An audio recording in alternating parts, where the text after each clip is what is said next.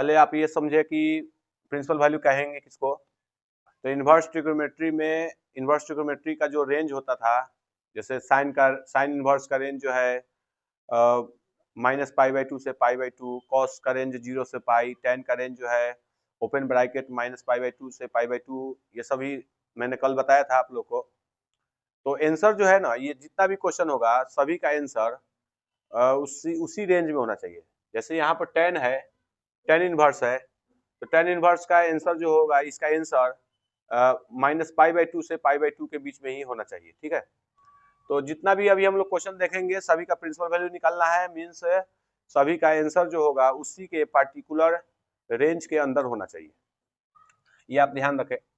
तो इसको हम कैसे सॉल्व करेंगे, तो tan इनवर्स -1/√3 है, तो इसको हम लिख सकते हैं tan इनवर्स माइनस tan किसका वैल्यू √3 होता है, तो tan 60 का वैल्यू होता है, तो tan π/3 लिख देंगे। ठीक है, कि इसको हम लोग tan इनवर्स माइनस है तो इसको माइनस को अंदर ले जाएंगे, तो इसको हम लोग लिख सकते हैं tan -π/3।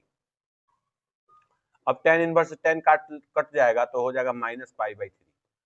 तो ये होगा आंसर, क्योंकि ये वैल्यू जो है -π/2 से π/2 के बीच में आ रहा है। ठीक है, तो इसी तरह जो है आप कोई भी इन्वर्स ट्रिग्नोमेट्री का प्रिंसिपल वैल्यू निकाले तो उसका पहले आपको रेंज मालूम होना चाहिए कि उसका रेंज कितना से कितना के बीच में है। रेंज मालूम रहने से आपको गलती नहीं होगा। ठीक है, नेक्स्ट क्वेश्चन देखते हैं। सो यहाँ पर नेक्स्ट क्वेश्चन है कि cos इनवर्स -1/2 का प्रिंसिपल वैल्यू निकाले।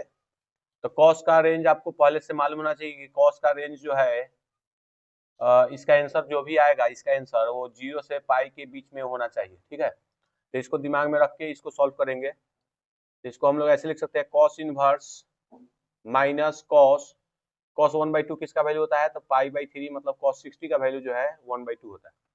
ये इतना हो गया। इसके बाद क्या करूंगा कि ये दिमाग में रखना है कि आंसर जो है 0 से पाई के बीच में आना चाहिए। ठीक है, तो एक फॉर्मूला होता है cos पाई माइनस थीटा बराबर माइनस कॉस थीटा। ठीक है, ये फॉर्मूला है, उसी फॉर्मूला को यहाँ पर यूज करेंगे। तो इसको हम लोग लिख सकते हैं cos inverse cos pi minus π/3, मतलब यहाँ थीटा की जगह पर π/3 है। ठीक है, इस फॉर्मूला से आपको इसको कंपेयर कीजिए तो आपको मालूम चलेगा कि माइनस कॉस थीटा को हम लोग cos पाई माइनस थीटा लिख सकते हैं। ठीक है, तो ये हो गया हमारा वैल्यू। अब इससे जो है cos इनवर्स cos इसका वैल्यू 2π/3 आ जाएगा। ये जो 2π/3 है वो इस रेंज में आ रहा है, इसलिए हमारा आंसर जो होगा cos इनवर्स से cos कट जाएगा तो 2π/3। ठीक है, और ये 2π/3 इस रेंज में है, तो ये